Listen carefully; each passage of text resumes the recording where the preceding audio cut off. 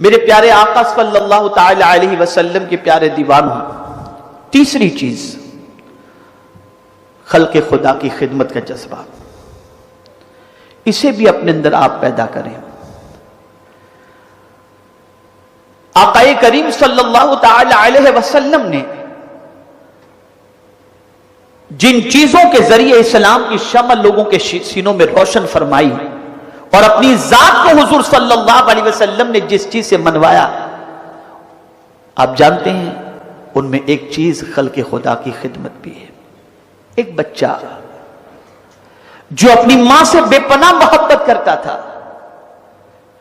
ماں کے جسم پر پھٹے پرانے لباس تھے، بچے کے دل میں خیال پیدا ہوا کہ میں اپنی ماں کے لیے کہیں سے لباس لاؤں تاکہ میری ماں اس لباس کو زیب تن کرے اور پھٹے ہوئے لباس کو پھینک دے۔ اس کے پاس اتنی رقم نہیں تھی کہ وہ جا کر کے لباس خرید کر لائے۔ کسی نے کہا تو ضرورت مند ہے نا، فکر نہ کر، محمد عربی صلی اللہ علیہ وسلم کے پاس چلا جا، اپنی ماں کے لیے لباس مانگ کر کے لے کر کیا، حضور تجھے تیری ماں کے لیے لباس عطا فرما دیں گے۔ وہ اپنی ماں کے پاس گیا اور جا کر کے کہا کہ ماں، تیرے جسم پر اچھا لباس دیکھنا چاہتا ہوں، لیکن پتہ چلا ہے کہ محمد صلی اللہ علیہ وسلم جو ہیں وہ میرے سوال کو پورا کر دیں گے۔ ماں بھڑک گئی، جلال میں آ گئی، بیٹا تجھے معلوم ہے وہ ایک نئے دین کی دعوت دیتے ہیں، تو اپنا آبائی دین چھوڑ کر ان کے دین کو قبول کر لے گا۔ وہ کہتا ہے ماں تیرا بیٹا ہوں، بھلا ان کے دین کو میں کیسے قبول کروں گا؟ ماں نے کہا بیٹے مجھے ڈر لگتا ہے کہ تو ان کے دین کو قبول کر لے گا، جو ان کی بات سنتا ہے ان کا دیوانہ بن جاتا ہے۔ بچہ کہتا ہے ماں میں ان کے دین کو قبول نہیں کروں گا۔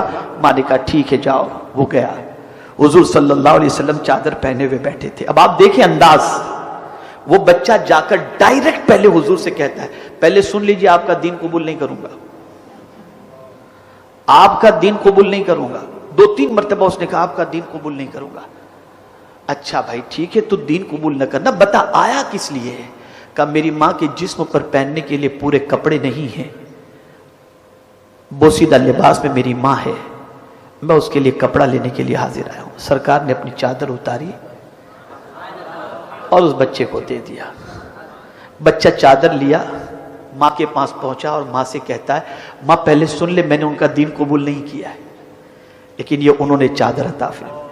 ماں نے چادر پہنی، دل روشن ہو گیا اور کہتی ہے بیٹا میں بھی ان کا دین قبول کر رہی ہوں، تو بھی ان کا دین قبول کر رہا ہے۔ یہ ہے خلق خدا کی خدمت۔ آج ہم لوٹنے والے بن گئے، لٹانے والے نہیں ہیں۔ بڑی معذرت کے ساتھ میں عرض کرتا ہوں، اور یہ بات یاد رکھو، اگر نوٹ کر سکتے ہو تو نوٹ کر لو، دینے والے کی قدر ہوتی ہے، لینے والے کی نہیں ہوتی، اسے ذہن میں رکھو آپ۔ اور دینے والے کو آدمی ہمیشہ یاد رکھتا ہے، ہمیشہ یاد رکھتا ہے، دینے والے کو انسان بھولتا نہیں۔ ہم صبح شام اپنے رب کی نافرمانی کرتے ہیں، اس کے حبیب کی نافرمانی کرتے ہیں، لیکن جہاں مصیبت آئی ہم اپنے رب کو بھی پکارتے ہیں، اس کے مقبول بندوں کو اور حضور کو بھی پکارتے ہیں۔ وجہ کیا ہے؟ ہم جانتے ہیں وہ دینے والے ہیں، وہ دینے والے ہیں۔ اسی لیے سرکار نے فرمایا خیر الید ید العلیٰ، بہترین ہاتھ وہ ہے جو اوپر والا ہو، دینے والا ہو۔ آج کل تو سچویشن یہ بن گئی ہے کہ ایسی لڑکی سے شادی کرو جو کروڑ پتی ارب پتی ہو، تاکہ جہیز میں بھی لے کر کے آؤ اور جب ضرورت پڑے تو اپنا پورا خرچہ وہی برداشت کرے۔ یہ سوچ ہے۔ غریب کے گھر پر جلدی رشتے نہیں جاتے، اس لیے کہ انہیں یہ خیال ہوتا ہے کہ جہیز میں لائے گی کیا اور فیوچر میں کوئی پرابلم ہوا تو ان کے گھر سے ہمیں مدد کیا ملے گی۔ اور میں آپ کو یقین کے ساتھ بتاتا ہوں، ابھی ایک رشتے کی بات چل رہی تھی ایک جگہ پر، ایک بچی کے، اور اس رشتے کو جوڑنے کے سلسلے میں، اس رشتے کو جو ہے وہ قائم کرنے کے سلسلے میں ایک صاحب بیچ میں انوالو ہوئے، تو لڑکے والوں نے کہا کہ ہم نے فلاں جگہ پہ ایک فلیٹ لیا ہے، اس پر جو ہے 22 لاکھ کا قرضہ ہے، ذرا یہ ہم کنفرم کرنا چاہتے ہیں کہ کیا لڑکی والے اس قرض کو اتارنے کے لیے تیار ہیں۔ یہ سوچ ہے۔ اور اگر برا نہ لگے تو میں کہہ دوں، ہماری قوم کے بے شمار نوجوان آج بیوی اور سسرال کے ٹکڑوں پر پلنے کے عادی بنتے جا رہے ہیں۔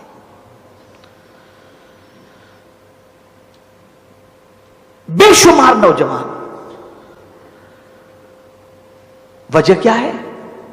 آرام پسندی.